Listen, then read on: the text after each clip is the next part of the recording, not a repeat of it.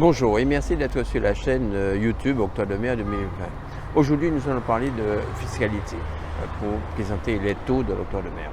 Alors, la TVA, elle est différente dans les DROMCOM, les départements et régions et collectivités d'outre-mer, puisque nous avons une tarification spécifique.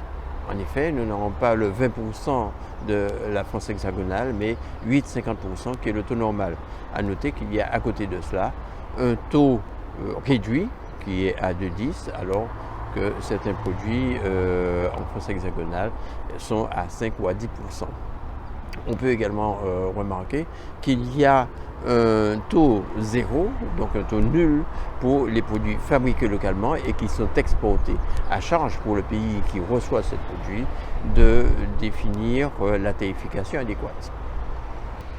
La TVA est neutre pour les entreprises et neutre pour leurs coûts et leur compétitivité. Donc, on voit bien que c'est une grosse différence puisque d'un côté, la TVA est récupérable alors que l'octroi de mer ne l'est pas. Si on parle maintenant de l'octroi de mer, proprement dit, l'octroi de mer fait l'objet d'une grande diversité, d'une grande complexité. On essaiera d'être simple. Pour la Guadeloupe, il y en a 10. Pour la Guyane, il y en a 15. Pour la Martinique, 11. Pour Mayotte, 8. Et pour la Réunion, 12. Conformément à l'article 19 de la loi 2015-1077 du 29 juin 2015, qui fait suite à la décision du Conseil européen de 2015, on peut noter que les collectivités territoriales de Guyane et de Martinique, le Conseil régional de la Réunion et de la Guyane, ainsi que le Conseil départemental de Mayotte, sont autorisés à définir les taux et à autoriser des exonérations. Alors, cela correspond à plusieurs objectifs.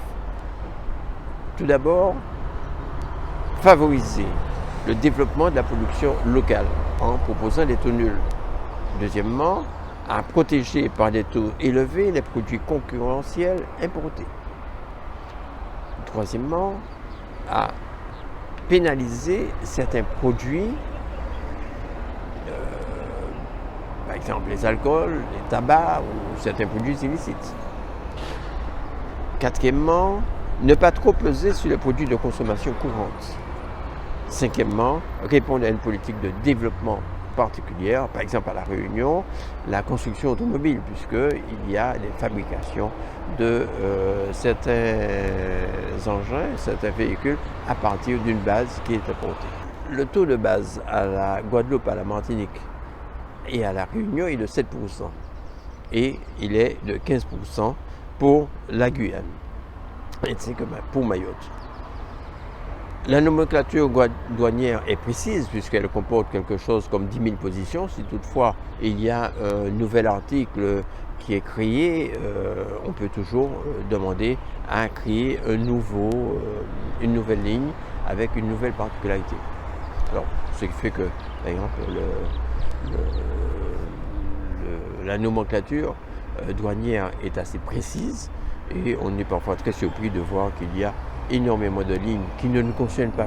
Pour revenir à la loi 2004-679 du 2 juillet 2004, on note qu'il y a la création d'un système de différentiel, 10, 20 ou 30%, selon que les produits soient classés dans ces différentes listes. En fait, c'est une annexe qui a été apposée dans la décision du Conseil 2004-162-CE du 10 février 2004.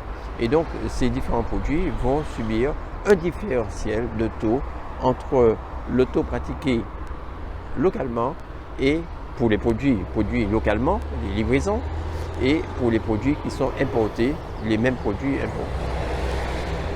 Alors, on peut noter également que la réglementation de l'octroi de mer est très similaire à celle de l'AIEM. Alors, je vais vous dire ce que c'est arbitrio sobre importaciones y entregas de mercancías en las Islas Canarias. Bon, je ne suis pas très bon en espagnol, vous l'avez compris. Mais en fait, c'est la tarification, l'équivalent de l'octroi de mer qui est dans les îles Açores, Canaries, Madère, etc. Donc ce système est similaire, mais beaucoup plus simple, puisqu'on ne compte que 5 taux qui concernent donc les produits importés. Si l'on parle maintenant de l'octroi de mer régional, l'octroi de mer régional succède au fameux droit additionnel à l'octroi de mer, puisqu'on l'avait dit lors d'une précédente séquence. En 2004, il y a eu la création d'un établissement public régional qui était le conseil régional. Et pour avoir des recettes, on avait créé ce fameux droit additionnel à l'octroi de mer qui avait la même assiette que l'octroi de mer. Mais depuis 2004, on l'appelle octroi de mer régional. C'est exactement la même chose. À l'époque, le taux était à 1,5 maximum. Maintenant, depuis 2004, il est à 2,5%. Disons tout de suite que la Guadeloupe, la Martinique ont choisi le taux de 2,5% pour cet octroi de mer régional. La Guyane, par contre, elle a un taux de 5% puisqu'elle fait partie de plan de convergence. Et donc, à ce titre, elle peut avoir des taux plus élevés. On peut signaler que le Conseil économique et social régional a déjà émis un avis favorable pour passer à 5% dans le cas de la Guadeloupe. Quelle est l'incidence sur les prix? Il y a une multiplicité de cas de figure. Et pour un même produit, par exemple pour l'eau, il y a pléthore de lignes différentes.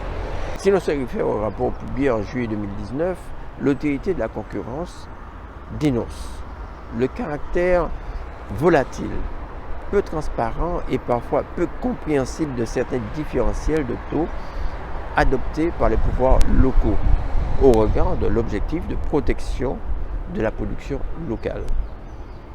On reviendra plus longuement sur ces avis prononcés ici et là. On peut retenir que l'autorité recommandait de réexaminer les taux d'octroi de mer sur les produits importés. Voilà, on sera plus long sur ces développements de recommandations et différents rapports qu'il y a eu précédemment. Je vous remercie d'avoir écouté cette séquence. Si vous avez aimé, likez et abonnez-vous. Merci, à bientôt.